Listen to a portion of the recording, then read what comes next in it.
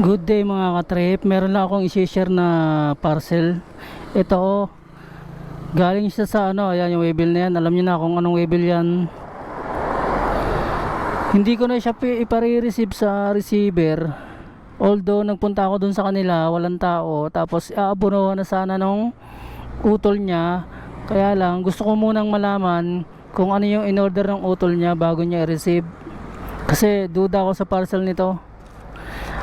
Kaya gusto kong malaman kasi napipisa yung parcel niya oh, napipisa. Ayan oh, napipisa siya. Duda ako dito, wipes ang laman ito.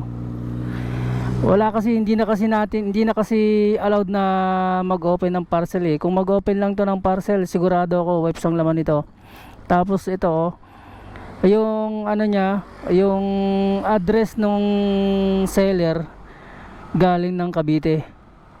Ayan, kaya doon nadagdagan yung duda ko kasi marami na ako napa-encounter na ganitong parcel galing ng Cavite yung mga seller, tapos sa ganitong platform pa na puro alam niya na ganon. Kaya hindi ko na ito pare-receive kahit makakausap natin yung ano, yung receiver at maitanong kung anong parcel niya. Sigurado ang order niya dito mga electronic device, mga ganyan, basta electronics.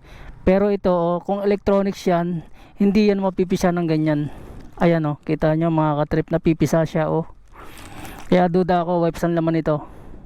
Sayang yung pera niya dito kung ipare-receive ko 1,395, 1,400 na oh.